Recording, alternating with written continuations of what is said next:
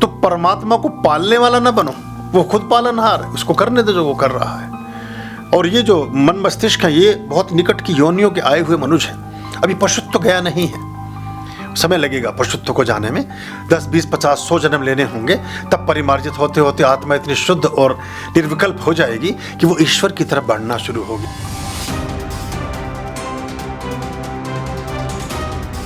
ओम नमः शिवाय। गुरुजी, नास्तिक लोग यह प्रश्न करते हैं कि यदि हमारे देवी देवता इतने शक्तिशाली हैं तो हम इतने वर्षों तक गुलाम क्यों रहे? नहीं, देखिए, गुलामियत कोई परमात्मा की नहीं है, गुलामियत आपके कर्तव्य की और आपके मनुष्य जीवन की है। परमात्मा गुलाम नहीं रहा, आदमी गुलाम रहा। और ये हमारे कृत्य और हमारी दूरदर्शिता का अभाव है, और ये पुरुषार्थ भी है आपका कि आप अब ऐसे कहा जाए तो ये तो बड़ा फिर दीर्घ विषय हो जाएगा, पुरुषार्थ फिर बहुत पीछे छूट जाएगा। जो धर्म अर्थ काम मोक्ष है उसमें से तो 2-3 वर्तुल आपके गायब ही हो जाएंगे।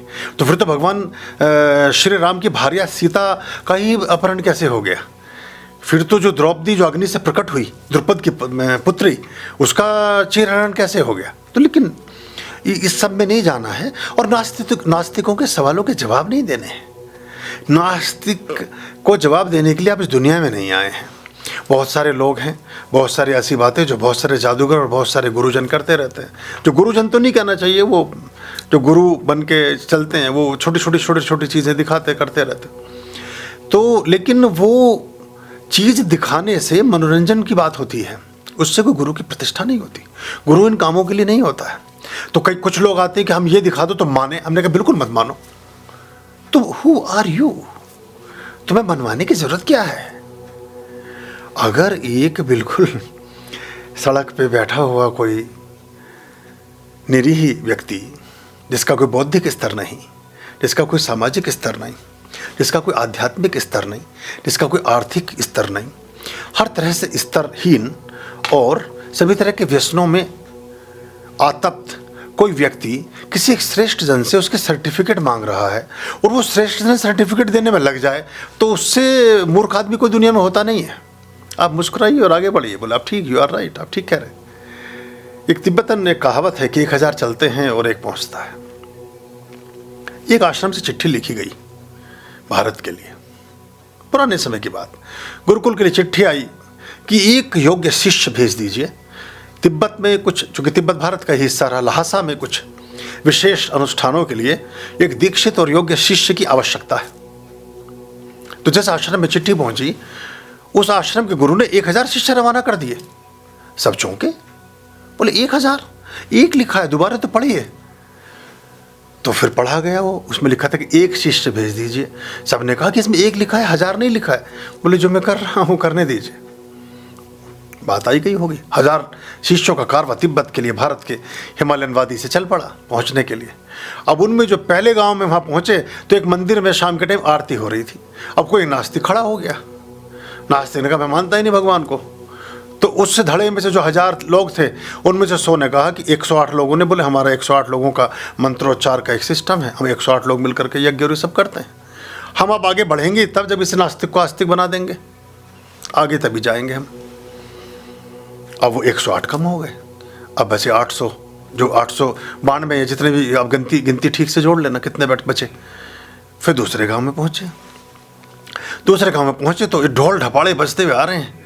एक रथ पे सज धज का सामान, फूल मालाएं, खाने पीने के पदार्थ, और सोइयों लोग भागे हुए आ रहे हैं। और जैसे ही पहले आदमी का पैरवा पड़ता है उसके गले में माला डाल देते हैं। बोले जी ये क्या, यहाँ से तुम गुजर रहे थे? बोले आप गुजरे, बड़ी कृपा है आपकी। लेकिन हमारे यहाँ तो सिस्टम ये है कि इस मुहूर्त, इस तिथि, इस घड़ी में जो आदमी गुजरता है उसमें पहला पैर जिसका हमारी इस सीमा रेखा में पड़ता है, हमारे गांव के प्रविष्ट स्थल पर, उसके वो ही हमारे यहाँ का दामाद होता है। तो यहाँ के जो ये गांव के प्रधान हैं, मुखिया, राजा हैं, इनकी बेटी विवाह योग्य है, अब आप हमारे दामाद हुए। तो अब वो जो वहाँ ठिठकता है तो 5-7 बोली तो बड़े संपन्न लोग लग रहे हैं, सोने चांदी के रथ में आए हैं, इतने पूरे पकवान तो स्वागत में खिला रहे हैं, थोड़े दिन यहीं रुक जाते हैं, आश्रम में तो भूखे मर रहे थे, वहाँ यहीं ठहर जाएं। 100-150 आदमी वहाँ ठहर गए। अब बच गए 600-650। फिर किसी और जगह पहुँचे, वहाँ कोई एक और शास्त्रार्थ चल रहा था, तलवारबाजी पटाबाजी चल रही थी। उनमें से 10-20 आदमी वहाँ उतर गए, बोले हम इन्हें जरा धूल चटा के आते हैं, जब तक इन्हें ठीक ना कर दें आगे बढ़ेंगे नहीं, हम कैसे गुरु के चले। अब क्या हुआ, जब वो लहासा में पहुंचा तो एक आदमी को भी धक्का मार के अंदर करना पड़ा, वो भी पीछे बैठने को था पेड़ के नीचे ही। जब वो लास्ट में एक पहुंचा, उसने कहा तुम आ गए, बड़ी कृपा तुम्हारी, गुरुजी ने तुम्हें बड़ी जल्दी भेजा। बोले आए तुम 1000 थे, पहुंचा एक ही है, चले तुम 1000 थे, तो चलते तो 1000 हैं, पहुंचता एक है। ये रास्ते के झंझटों में अपने आप को मत फांसिए। नास्तिक को और भी बड़ा आस्तिक है, नास्तिक तो और भी बड़ा आस्तिक है। नास्तिक की आस्था ना में है, आस्तिक की आस्था हाँ में है। वो नहीं मान रहा, इसका मतलब अंदर तो कुछ है, कुछ अस्तित्व तो स्वीकार कर रहा है वो। जो आदमी, जैसे दुश्मन, कोई दुश्मन नहीं होता इस दुनिया में। कुछ पर्टिकुलर ABCDEFGH इन बातों में किसी आदमी के पैरामीटर पर आप खरे नहीं सिद्ध हो रहे हैं, वो आपसे बैर रख रहा है और बराबर चाहता है कि आप उसके मन मुताबिक काम करें, तो क्या जरूरत है मन मुताबिक काम करने, आपसे जुड़ा ही हुआ है। शत्रु भी मित्र ही होता है। कुछ अपनी निर्दिष्ट व्याख्याओं में उसकी कुछ शर्तें पूरी कर दीजिए, वो आपका मित्र है, वरना तो दुनिया इतनी पड़ी है, क्या लेना देना है।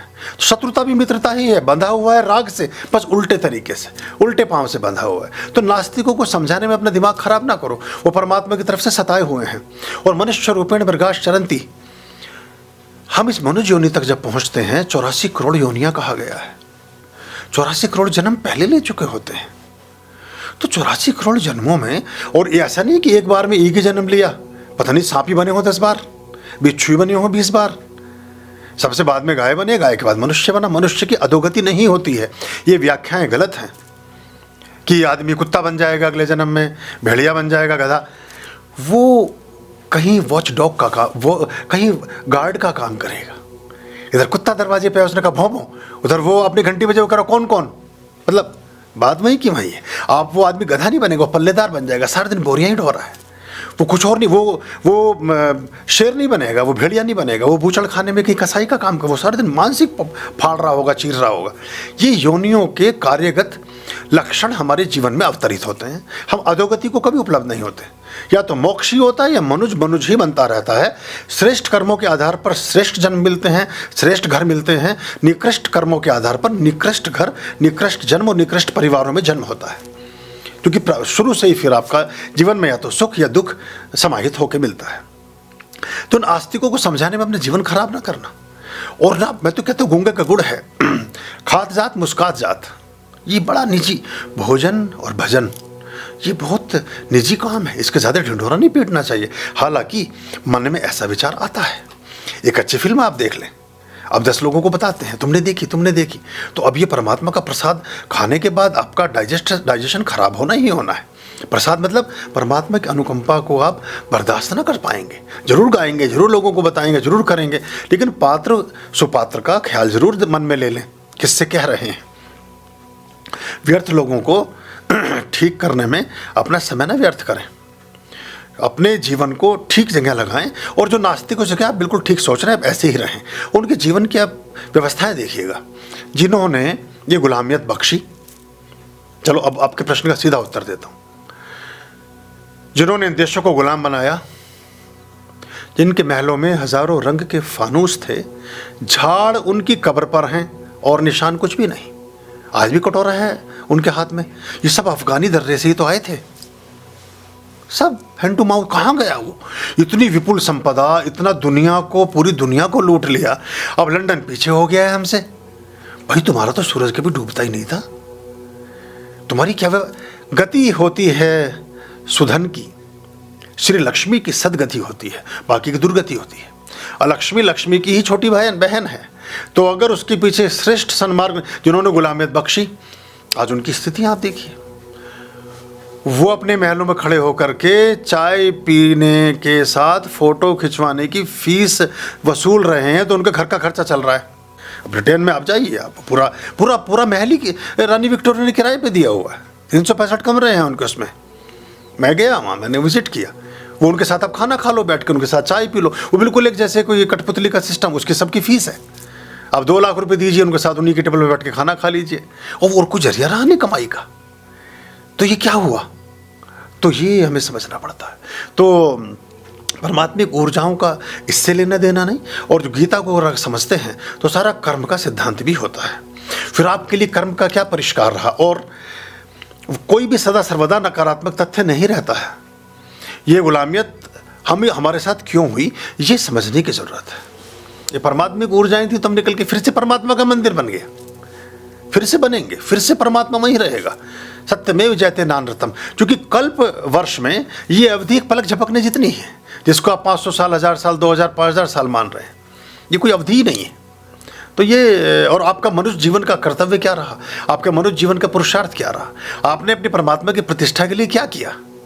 परमात्मा की प्रतिष्ठा तो छोड़ दीजिए, हम अपने माँ बाप की प्रतिष्ठा के लिए कुछ नहीं करते, अपने भाई बहन, अपने निकटतम व्यक्तियों की प्रतिष्ठा के लिए कुछ नहीं करते। पति पत्नियों के मान सम्मान और उनके गौरव गरिमा को आगे बढ़ाने के लिए कितना कुछ करते हैं, या पत्नियां अपने पति के गौरव गरिमा को बढ़ाने के लिए कितना कुछ करती हैं। अगर इसको कभी ग्रेवन में झांक के देखें तो बहुत सारे प्रश्नों को उत्तर मिल। परमात्मा को दूर खड़ा कर दीजिए थोड़ा, वो आपकी इन चीज़ों के लिए बात आपके ऊपर आश्रित भी नहीं है कि आप कुछ करेंगे तो वो कुछ होगा, वो स्वयं सब करने वाले हैं, आपके किसी कृत्य की उनको ज़रूरत भी नहीं है। वो तो मुस्कुराता है ईश्वर जब हम ये बहुत सारी चीज़ों में जिस तरह के कृत्यों को करते हैं। तो परमात्मा को पालने वाला ना बनो, वो खुद पालनहार है, उसको करने दो जो वो कर रहा है। और ये जो मन मस्तिष्क है, ये बहुत निकट की योनियों के आए हुए मनुष्य हैं, अभी पशुत्व गया नहीं है, समय लगेगा पशुत्व को जाने में, 10, 20, 50, 100 जन्म लेने होंगे, तब परिमार्जित होते होते आत्मा इतनी शुद्ध और निर्विकल्प हो जाएगी कि वो ईश्वर की तरफ बढ़ना शुरू होगी। जब हम पशु या कीट सर्प योनियों से सीधे सीधे मनुष्य योनि में आते हैं तो एकदम से परमात्मा का संस्कार हमें लुभाता नहीं है, क्योंकि इतने वर्षों से तो हम दूसरी तरह की चीज़ों में थे, हमें परमात्मा को कोई भान ही नहीं था, ज्ञान ही नहीं था। तो अब आने में समय लगेगा। आर्याम अभयाम भज रे चित संततम आर्याम